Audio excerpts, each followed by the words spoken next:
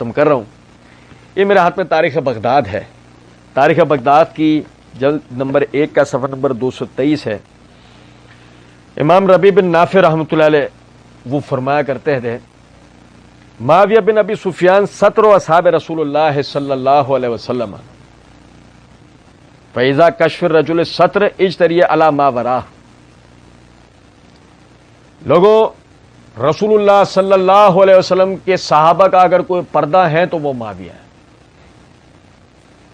اور جب آدمی کسی کے پردے کو کھولنے جیسی کیفیت میں ہو جاتا ہے تو پھر وہ مزید جرأت مند ہو جاتا ہے. آپ میری بات سمجھے ہیں یا نہیں؟ آج اگر ایک آدمی معاویہ رضی اللہ عنہ کے گریبان تک جا رہا ہے تو آپ اس بات کو سمجھ لو اصل ٹارگٹ معاویہ رضی اللہ تعالیٰ عنہ نہیں ہے. وہ اس پردے کو اٹھا کے اصحاب رسول تک جانا چاہتا ہے.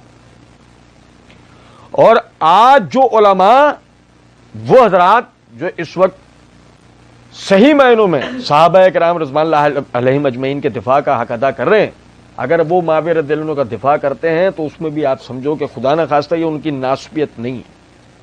خدا نہ خواستہ یہ اموی حکمرانوں بادشاہوں سے کوئی الگ سے عقیدتی سلسلہ یا کوئی محبت نہیں ہے.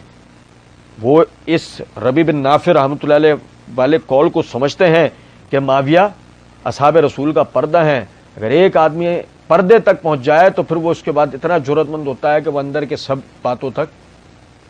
اب ظاہر ہے کہ اگر معاویہ رضی اللہ عنہ کی آج کوئی بندہ عیب گوئی کرنے کی کوشش کر رہا ہے تو کل وہ کہاں تک جائے گا. اور مرزا کو مسلسل سننے والے لوگ اس بات کو جانتے ہیں کہ اس نے معاویہ یزید سے ابتدا کی، آہستہ آہستہ وہ ابو بکر و عمر تک بھی پہنچ چکا ہے. اس نے صحابہ کرام رضوان اللہ علیہ مجمعین میں سے جس کا جہاں موقع ملتا ہے وہ عیب گیری کی کوشش کرتا ہے. اب تک کی ہماری تمام تفصیلات کے اندر صحابہ کے باہمی اختلاف والے موضوع میں ہم نے یہی پڑھا کہ الحمدللہ ان میں جو اختلاف تھا وہ خدا نہ خواستہ کوئی اپنی غرض یا اپنی کسی نیت اور مقصد کے اوپر نہیں تھا. وہ اعلاء کلمت اللہ کے لیے تھا، اللہ کے کلمے کو بلند کرنے کے لیے. ایک طبقہ چاہتا تھا خلافت منعقد ہو، ایک طبقہ چاہتا تھا کہ قاتلین عثمان سے قصاص ہو تاکہ مسلمانوں کی جماعتوں کے درمیان سے مفسدین کا خاتمہ ہو اور دوبارہ اس طرح کا کوئی حادثہ پیش نہ آ سکے. چونکہ ایسا نہیں ہوا تو بات بھی ہمیں سمجھ میں آتی ہے کہ بعد میں سیدنا علی رضی اللہ تعالیٰ عنہ بھی انہی باغیوں کے ہاتھوں شہید کیے گئے تھے.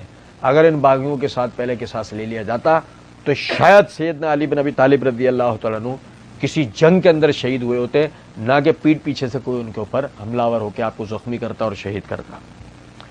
اللہ رب العزت ہمیں سمجھنے اور عمل کرنے کی توفیق دے. اللہ رب العزت ہمیں رافضیت سے بچائے. اللہ رب العزت ہمیں ناسبیت سے محفوظ رکھے. اور اللہ رب العزت ہمیں